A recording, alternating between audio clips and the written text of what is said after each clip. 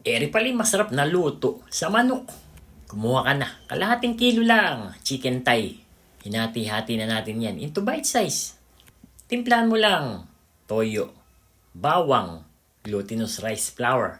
Isang itlog. Pagkayari haluin mo. Lalagyan pa natin ulit yan ng harina.